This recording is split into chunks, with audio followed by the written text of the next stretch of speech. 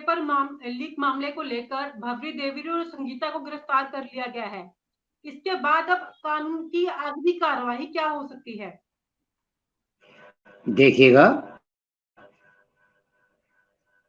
Paper leak प्रकरणों में काफी बड़ी-बड़ी मुर्गियां पहले ही पुलिस की जाल में फंस चुकी है, एसओजी की जाल में फंस चुकी है। चाहे रीट पेपर हो, एसआई परीक्षा हो या अन्य पेपर हों, उसमें अभी तक 400 से अधिक छात्र छात्राएं गिरफ्तार हो चुके हैं और कई और होने की संभावना है। कुल मिलाकर भजनलाल सरकार पेपर लीक करने वालों पर कोई रहम नहीं कर रही है। एसओजी के और एसआईटी के आला अफसर ताबड़तोड़ कार्रवाई कर रहे हैं और जो लोग इधर उधर बचकर फिर रहे थे उनको भी पकड़ कर ला रहे हैं। कल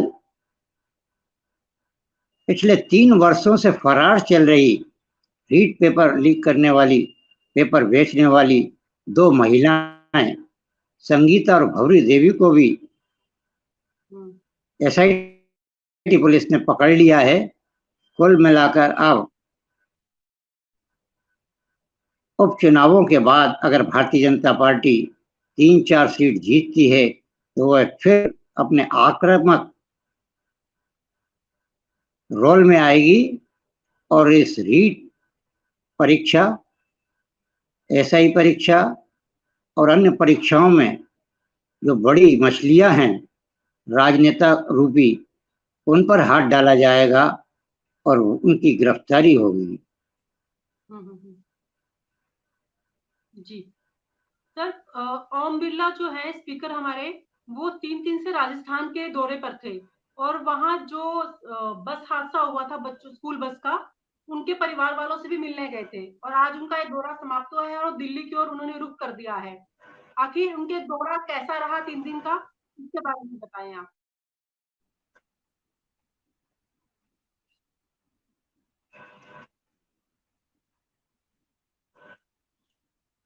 देखिए, स्पीकर ओम बिरला जब जब भी कोटा आते हैं अपने संसदीय प्रवास पर, तो वह सबसे पहले कोटा बूंदी की जनता की जन चौपाल लगाकर जन सुनवाई करते हैं। कोई इस दौरान घटना घट जाती है तो उनके परिवारों को सांत्वना देने का उनका प्रथम ध्येय रहता है, मानव सेवा उनका लक्ष्य रहता है। और जैसे ही वह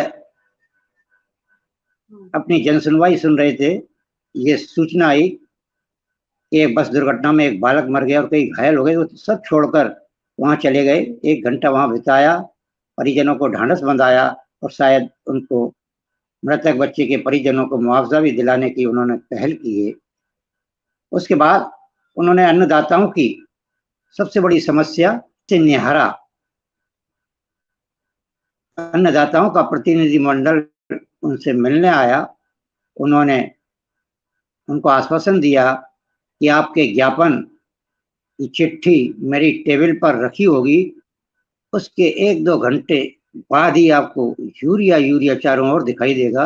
हजारों टन यूरिया की रेकें उन्होंने केंद्र सरकार से कहकर कोटा बूंदी क्षेत्र में भिजवा दी है और काफी निजात मिली है अन्नदाताओं को कि उनकी फसल और उनकी बोनी का टाइम है और यूरिया की जबरदस्त किल्लत चल रही है।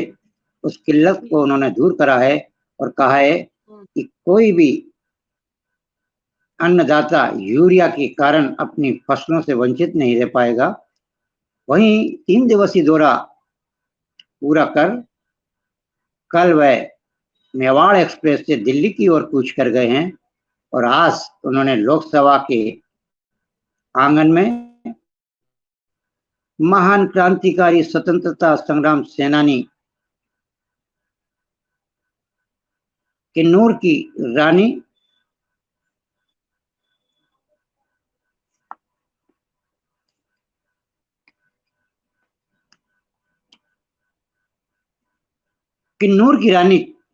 चेन्नम्मा को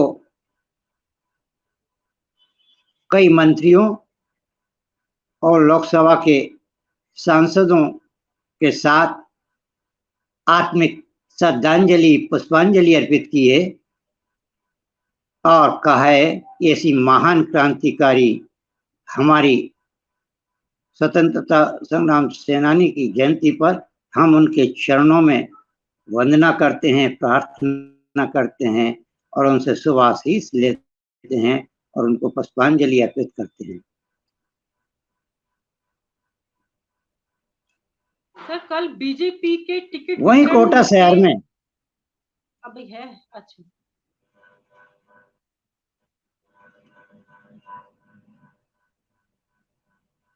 जी सर बोल रहे हैं, आप कंटिन्यू करें।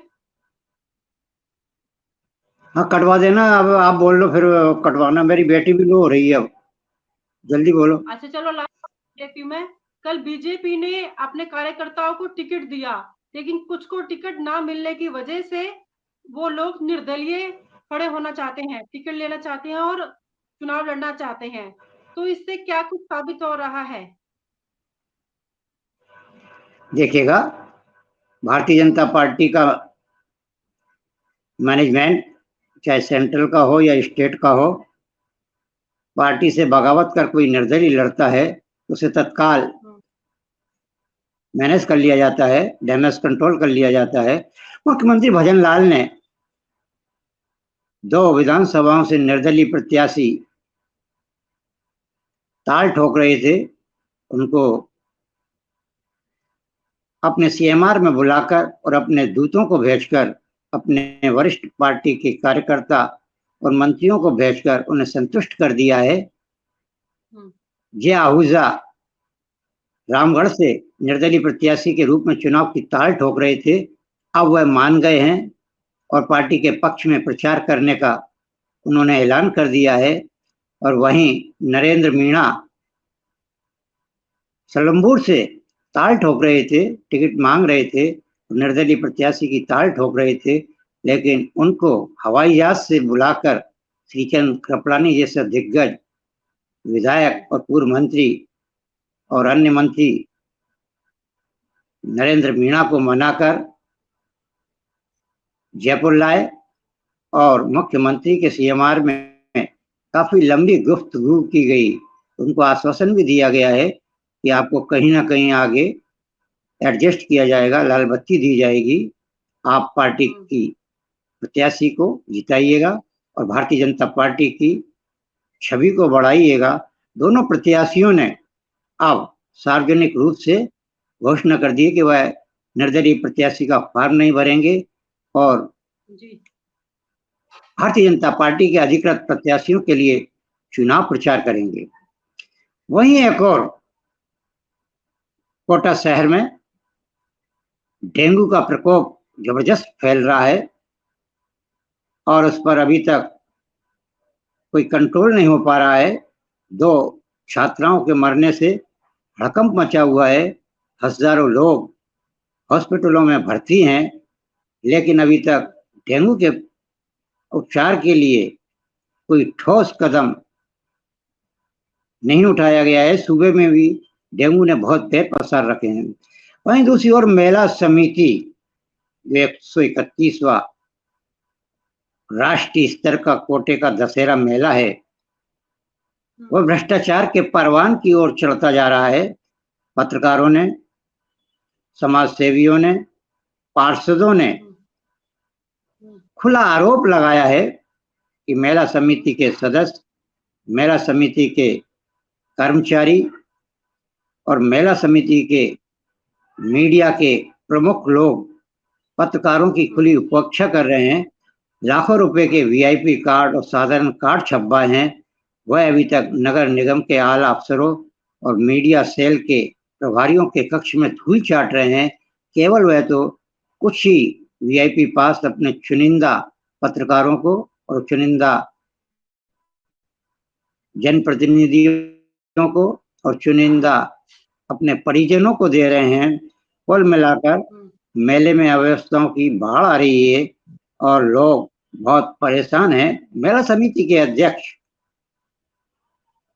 विवेक राजवंशी इस ओर काफी ध्यान नहीं दे रहे हैं। उनके ही निजी पार्षद, उनके ही करीबी पार्षद, मेला समिति के सदस्य झूले वालों से, सर्कस वालों से, दुकानदारों से अवैध चोर वसूली कर रहे हैं, जिसके कारण मेला बदनाम हो रहा है।